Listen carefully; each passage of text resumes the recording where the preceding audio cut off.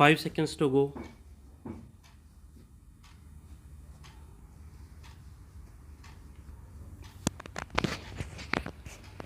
Start. The main purpose of the United Nations is to build up a world without war, a world based on the cooperation of nations and peoples. It is not merely a world where war is kept in check by a balancing of armed forces. It is much deeper than that. It is a world from which the major causes of war have been removed and social structures built up which further peaceful cooperation within a nation as well as between nations. In the preamble of the Constitution of the UNESCO, it is stated that war begins in the minds of men. That is essentially true, and ultimately, it is necessary to bring about the change in our minds and to remove fears and apprehensions, hatreds, and suspicions. Disarmament is a part of this process, for it will create an atmosphere of cooperation. But it is only a step towards our objective, a part of the larger efforts to rid the world of war and the causes of war. In the present context, however, disarmament assumes a very special importance for us, overriding all other issues. For many years past, there have been talks on disarmament, and some progress has undoubtedly been made insofar as the plans and proposals are concerned. Still, we find that the race of armament continues, as also the efforts to invent even more powerful engines of destruction. If even a small part of these efforts was directed to the search for peace, probably the problem of disarmament would have been solved by this time. Apart from the moral imperative of peace, every practical consideration leads us to that conclusion.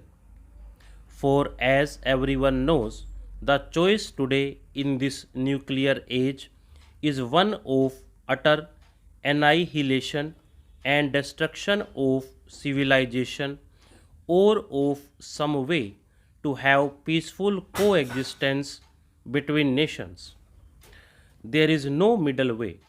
If war is an abomination and an ultimate crime which has to be avoided, we must fashion our minds and policies accordingly.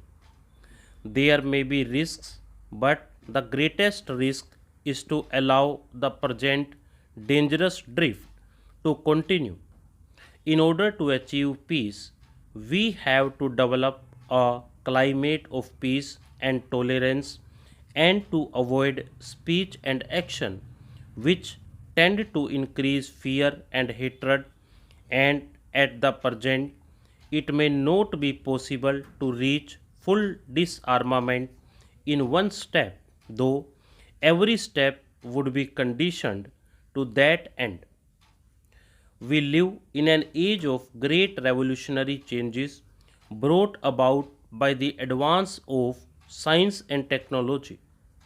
Therein lies the hope for the world and also the danger of sudden death. Because of these advances, the time we have for controlling the forces of destruction is strictly limited. If within the next 3 or 4 years effective disarmament is not agreed to and implemented, then all the goodwill in the world will not be able to stop the drift to certain disaster. In the context of things as they are today, the great nations, the United States of America and the Soviet Russia, hold the key to war and peace.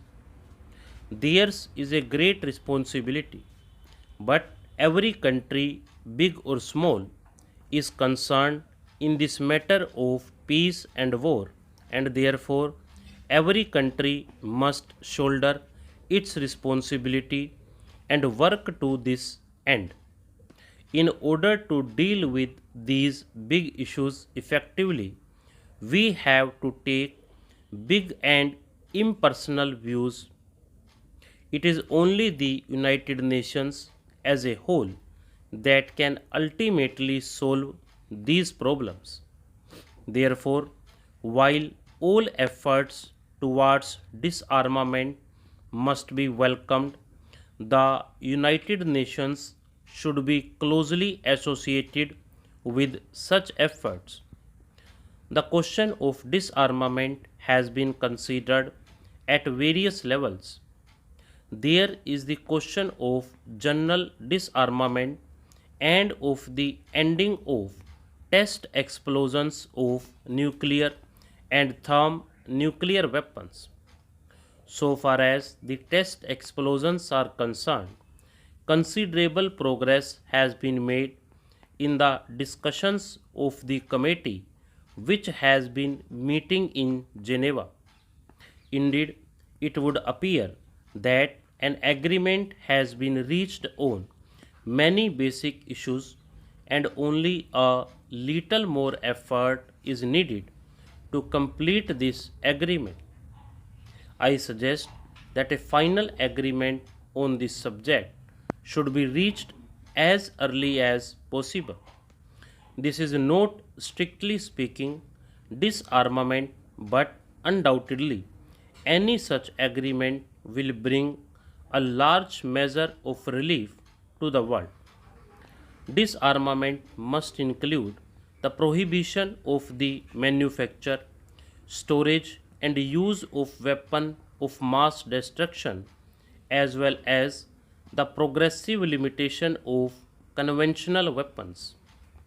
It is admitted that disarmament should take place in such stages as to maintain broadly the balance of armed power. It is only on this basis that success can be achieved and this pervading sense of fear countered. It must also be clearly understood that disarmament and a machinery for control must go together, and neither of these can be taken up singly. And now a proposal has been made that the question of disarmament should be referred to a committee of experts. In fact, experts have been considering this matter during the past years, and we have had the advantage of their views. Stop.